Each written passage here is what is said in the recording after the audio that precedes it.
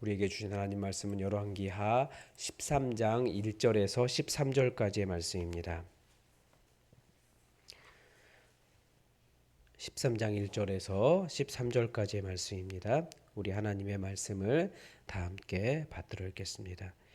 유다의 왕 아하시아의 아들 요아스의 제23년에 예후의 아들 여호야스가 사마리아에서 이스라엘 왕이 되어 17년간 다스리며 여호와 보시기에 악을 행하여 이스라엘에게 범죄하게 한 느바세 아들 여로보암의 죄를 따라가고 거기서 떠나지 아니하였으므로 여호와께서 이스라엘에게 도와사 늘 아람 사람 그의 아들 베나닷의 손에 넘기셨더니 아람 왕이 이스라엘을 학대함으로 여호아스가 여호와께 간구하매 여호와께서 들으셨으니 이는 그들이 학대받음을 보셨음이라. 여호와께서 이에 구원자를 이스라엘에게 주심에 이스라엘 자손이 아람 사람의 손에서 벗어나 전과 같이 자기 장막에 거하였으나 그들이 이스라엘에게 범죄하게 한 여로보암 집의 죄에서 떠나지 아니하고 그 안에서 따라 행하며 또 사마리아의 아세라 목상을 그냥 두었더라. 아람 왕이 여호아스의 백성을 멸절하여 타작마당에 티끌같이 되게 하고 마병 50명과 병거 10대와 보병 10,000명 외에는 여호아스에게 남겨두지 아니하였더라. 여호아스의 남은 사적과 행한 모든 일과 그의 업적은 이스라엘 왕 역대지략에 기록되지 아니하였느냐. 여호아스가 그의 조상들과 함께 잠에 사마리아에 장사되고 그 아들 요아스가 대신하여 왕이 되니라. 유다의 왕 요아스의 제37년에 여호아스의 아들 요아스가 사마리아에서 이스라엘 왕이 되어 16년간 다스리며 여호와께서 보시기에 악을 행하여 이스라엘에게 범죄하게 느바세 아들 여로보암의 모든 죄에서 떠나지 아니하고 그 가운데 행하였더라. 요아스의 남은 사적과 행한 모든 일과 유다 왕 아마샤와 싸운 그의 업적은 이스라엘 왕 역대지략에 기록되지 아니하였느냐. 요아스가 그의 조상들과 함께 잠에 이스라엘 왕들과 함께 사마리아에 장사되고 여로보암이 그 자리에 앉으니라. 아멘. 오늘 본문은 이 아합 가문을 멸망시킨 아합 왕조를 멸망시킨 예후의 자손들에 대한 이야기입니다. 예후는 여호와 하나님의 명령대로 이세벨을 없애고 그리고 아합 자손들을 모두 없애고 그 땅에 바알 제일을 없앴던 아주 위대한 공을 세운 사람입니다. 그리고 새로운 왕조를 일으켰습니다. 그러니까 예후라고 하는 말도 그렇고 거기에는 여호와 하나님이라고 하는 이름이 들어 있습니다. 그런데 그렇게 위대한 업적을 세웠음에도 그에게도 한 가지 약점이 있었습니다. 성경이 이야기하는 것은 느바세 아들 여로보암이 만든 금송아지를 없애지 못한 것입니다. 어제 남유다는 어떤 한계가 있었냐면 산당을 없애지 않은 한계가 있었습니다. 그런데 북이스라엘은 느바세 아들 여로보암의 그 금송아지 베델과 단에 세웠던 금송아지를 없애지 않은 그런 한계가 있었다라는 거죠. 북이스라엘의 죄를 이야기할 때마다 항상 등장하는 것이 느바세 아들 여로보암의 그 죄입니다. 북이스라엘에서 아무리 위대한 왕이 나와도 느바세 아들 여로보암의 죄가 끊어지지 않았습니다. 이것을 우리는 그 왕이 없애지 못했다라고 읽지만 사실 본문을 정확히 보면 백성들이 또 그렇게 따르지 않았다. 그러니까 계속해서 느바세 아들 여로보암이 만들어 놓은 그곳에 가서 제사를 했다라는 거죠.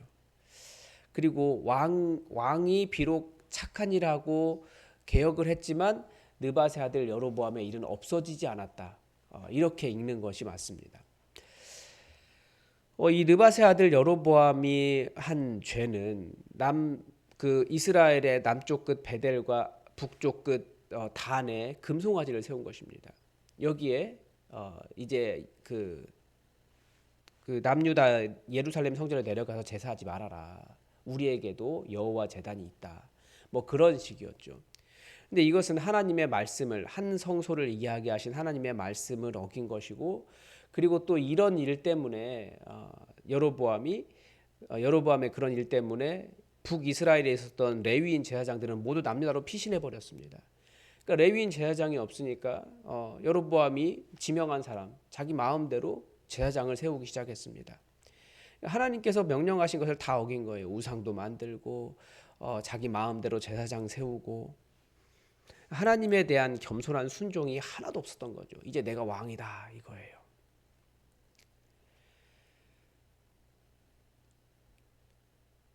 그렇지만 하나님은 그 땅을 사랑하셔서 계속해서 선지자를 보내셔서 엘리야나 엘리사 같이 위대한 선지자를 보내셔서 그 땅에 영적 공백을 메우셨습니다. 어떤 기록에 의하면 여로보암이 여호와 하나님의 황금 송아지로 여호와 하나님을 대신한 것이 아니라 여호와 하나님, 보이지 않는 하나님의 발등상이었다. 그러니까 황금 송아지가 이렇게 있는데 그 위에 여호와께서 계신다, 보이지 않는 여호와께서 계신다, 이런 의미로 세웠다라고 말하면서 우상 숭배가 아니다라고 말하지만, 아무리 그렇게 설명해도 사람들은 황금 송아지를 보면서 엎드려 절하고 가나안 제의로 그것을 섬겼다라는 거죠. 그래서 그것이 혼합 종교가 되어 버렸습니다. 즉 우상을 섬기고 불법한 예배를 제정하여 불순종하고, 그래서 백성들이 예루살렘 성전이 아니라 하나님께서 허락하지 않으신 곳에서 하나님을 섬기고, 그러다 여호와 하나님을 떠나게 만든 죄, 이것이 여로보암의 죄인 겁니다. 이 문제를 해결하지 못함으로 인해서 이스라엘에서는 계속해서 여호와 하나님을 섬기지 못하는 문제가 발생하는 겁니다. 오늘 본문은 이제 그 종교 개혁을 했던 예후의 자손들에 대한 4대까지 이어질 거라고 했던 그 자손들에 대한 기록입니다. 예후는 왕이 되고 여호와 하나님을 정말 잘 섬기고 싶었던 것 같습니다. 제가 보기에는 북이스라엘에 이렇게 여호와 하나님을 존중했던, 그러니까 우리가 구분을 해야 된다 그랬죠. 성경이 여호와라고 부르는 것은 말 그대로 다른 신들과 구별해서 그 하나님, 우리 하나님 여호와 하나님을 부르는 말이에요. 다른 사람들은 바알 섬기고 아세라 섬기고 아스다로 섬기고 다른 신 섬겼는데 여호와 하나님 을 섬겼다라는 거죠. 북이스라엘이 하나님의 백성인데 그런 사람들이 소수였어요. 아들의 이름을 여호아스라고 지었습니다. 그 이름의 뜻이 여호와께서 붙드신다입니다. 그러니까 이름에 여호와를 집어넣어 버렸어요. 얼마나 그러고 싶었겠습니까? 예후가 잘 섬기고 싶었던 거예요. 그리고 예후는 자기의 신이 여호와 하나님이라고 고백했고, 아들도 그렇게 되기를 바랬던 겁니다. 바알이나 다른 신 섬기지 말아라. 그런데 여호아스의 통치를 어떻게 설명하고 있습니까? 2절에 보면 여호와 보시기에 악을 행했다라고 되어 있습니다. 그 악이 무엇이냐면 범죄한 느밧의 아들 여로보암의 죄를 따라가고 거기서 떠나지 아니하였다. 좀 어쩔 수 없는 부분이 있다라고도 이해가 됩니다. 왜냐하면 백성들이 다 거기가 섬기기 때문에 그럼 왕이 어디 가서 섬기겠습니까? 내가 여호와를 이렇게 섬긴다라는 것을 보여줘야 되는데, 해마다 보여줘야 될 텐데, 그러니까 똑같이 거기가 사는 거예요. 사실 정확하게 말하면, 그러니까 백성들에게 그 일을 한 것을 하라고 한 것은 아니지만 백성들이 다 그렇게 하고 있기 때문에 백성들에게 지지가 없으면 또 왕은 설 수가 없지 않습니까? 그러니까 백성들의 지지 때문에 결국 그 범죄에 동참하게 되었다라는 겁니다. 또 하나는, 백성들은 그러면 정신이 없어서 전부 다 그냥 죄를 범하고 있는 것이냐? 왜 그런 일이 가능하겠습니까? 그렇게 하는 것이 여호와 하나님을 잘 섬기는 것이라고 생각했기 때문입니다. 다시 말씀드리지만 혼합 종교에는 착각이 있습니다. 여호와 하나님의 법을 따르지 않은 제사장이었지만 그들이 사용하는 모든 용어는 다 여호와 하나님과 관련이 있었기 때문입니다. 금송아지를 섬기며 여호와라고 불렀고요. 여호와 제의에 사용되는 제사장이라는 용어가 그대로 있었습니다. 우리 시대에도 이단들도 그렇지 않습니까? 이단들도 자기를 뭐라고 부릅니까? 교회라고 불러요. 구분이 안 돼요. 이단의 지도자들도 목사라고 부릅니다. 구분이 안 됩니다. 특히 믿지 않는 사람들은 이단 교회나 우리나 다 그냥 교회로 똑같이 보이는 거예요. 바로 북이스라엘의 여호와 제의가 그런 형식이었던 겁니다. 그런데 백성들이 그렇게 한다고 해서 여호와스에게 책임이 없느냐? 그것이 아니죠. 2절 마지막에 떠나지 아니하였으므로 라고 하는 뜻은 끊어내지 못했으므로 라고 하는 말입니다. 알았는데 못 끊어냈다라는 거예요. 하나님은 이세벨만 없앨 뿐만 아니라 느밧의 아들 여로보암의 죄도 끊어내기를 바라셨습니다. 그런데 이 일을 끊어내려면 북이스라엘의 왕이 하나의 성소 예루살렘 성전에 가서 해마다 보통 왕이 새해가 되면 여호와 제의를 드려야 되는데 북이스라엘 남유다의 성전으로 내려가야 됐기 때문에 어쩔 수 없이 그렇게 했다라는 그것도 이해가 되지만 그게 아니라 끌어내려고 노력을 했어야 된다는 겁니다. 하나님은 방법을 찾았어야 되죠. 선지자도 있었고 백성들이 그렇게 하지 않았다고 해서 왕도 그것을 못한 겁니다. 그래서 하나님께서 이스라엘에게 어떻게 대하셨습니까? 3절에 보면 여호와께서 이스라엘에게 노하사 늘 아람 왕 하사엘의 손과 그 아들 베나닷의 손에 넘기셨더니 이렇게 되어 있습니다. 이 사람들이 어떤 사람들입니까? 자꾸 이스라엘 침공해서 다 빼앗아가고 아이벤 여인의 배를 가르는 그런 잔인한 사람들이었습니다. 그러니까 이 한 가지 범죄 때문에 떠나지 못한 결국 없애지 못한 그 한 가지 범죄 때문에 이스라엘은 끊임없이 고통당했다는 겁니다. 북이스라엘이 계속해서 여러 그 아람 왕의 이런 아람 왕들을 거치는 동안 고난을 당한 이유 하나님의 진노 때문이었다라고 가르쳐주고 3절에서는 여호와께 노하셨다라고 하는 표현은 하나님의 불이 타올랐다 이거였습니다. 그러니까 얼마나 음란하게 가나안 제의 형식으로 섬겼는지 알 수 있습니다. 여호와라는 이름 두고 가나안 제의 하나님께서 왜 가나안 땅에 있는 사람들을 다 진멸하려고 하셨겠습니까? 그들의 방식이 너무나 뭐라고 할까요? 더러웠기 때문에 그래. 이걸 어떻게 표현할지 모르겠는데 하나님 보시기에 말 그대로 하나님의 불이 타오도록 만드는 종교 방식이었기 때문에 그렇습니다. 너무나 음란했고 그 가나안 종교 원래 가나안 종교 자체가 굉장히 그 차마 입에 담기 어려울 정도로 음란하고 아주 나쁩니다. 그런 방식으로 그런데 거기에 여호와 하나님 하고 그렇게 음란하게 섬기고 내가 여호와 하나님께 제사 바르게 지냈다 이런 얘기하고 있으니 하나님이 얼마나 분노하셨겠습니까? 그러니까 정말 싫어하신 거예요. 그런데 또 여호와스가 이런 위기 앞에서 하나님께 부르짖으니까 그랬더니 하나님께서 또 그것을 들으십니다. 우리 하나님은 순간적인 회개라고 할지라도 일시적인 회개와 간구라고 할지라도 그 간구를 들으시고 불쌍히 여기시는 분이십니다. 그래서 하나님께서 구원자를 보내었다라고 되어 있는데 이 구원자가 나와 있지는 않지만 아마 지금 이제 내일 본문에 나오는 엘리사가 그동안 좀 안 보이는데 엘리사라고도 알 수 있고 아니면 어떤 외부적인 환경이라고도 말할 수 있겠지만 하나님은 계속해서 그들의 고통을 들으시고 구원자를 보내셨다는 겁니다. 그런데도 6절은 다시 무엇을 보여줍니까? 하나님의 강력한 구원, 여호와 하나님의 구원자가 있었음에도 불구하고 그렇게 구원받았음에도 불구하고 다시 여로보암의 죄로 돌아가고 여로보암의 죄로 그것을 따라 행하고 심지어 이제는 사마리아에 아세라 목상까지 두었습니다. 예후가 그 아세라 목상을 다 없앴잖아요. 바알 목상 다 부쉈잖아요. 그런데 다시 예루살렘에 세워놓은 거예요. 사람은 한 번 딱 들어간 죄가 이것이 바른 방법이다라고 딱 고정이 되면 잘 바뀌지 않는 거죠. 결국 하나님께서 아람 왕을 사용하셔서 여호아스의 백성을 다 멸절하고 겨우 마병 50, 병거 10대, 보병 10,000명이면 남겨두지 않았습니다. 나라에 아주 초라하게 남은 거예요.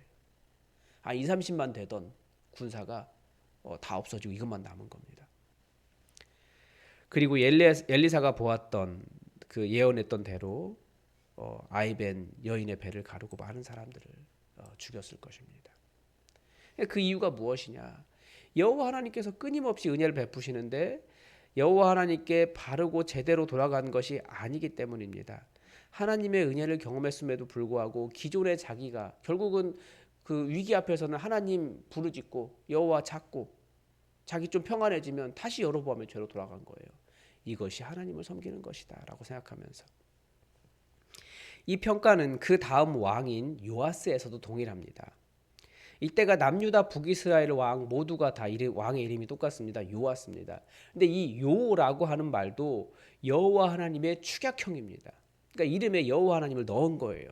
다른 신이 아니라 여호와께서 주신다라고 하는 뜻입니다. 그러니까 요아스도 여호와 제의를 표방한 왕입니다. 그런데 그에 대한 평가도 똑같습니다. 여호와 보시기에 악을 행하여 그 범죄는 이스라엘에게 범죄한 느밧의 아들 여로보암의 모든 죄를 떠나지 아니하고 그 가운데 행한 것입니다.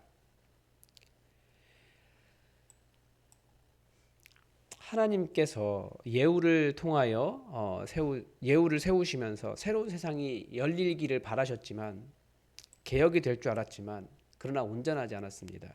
무엇 때문입니까? 느밧의 아들 여로보암의 죄를 해결하지 못했기 때문입니다. 우리 안에도 아마 그런 것이 있을 것입니다. 하나님은 우리를 자유케 하시고 우리를 만나시고자 원하시지만 우리는 끊임없이 종교적인 형식으로 돌아가는 특성이 있어요. 이건 모든 종교의 특성입니다. 그래서 성경이 계속해서 우리에게 율법을 경계하는 이유가 그런 이유입니다. 느밧의 아들 여로보암처럼 살아가고 있음에도 자기가 여호와 하나님을 바르게 섬기고 있다라고 하는 착시 현상일 수도 있고요.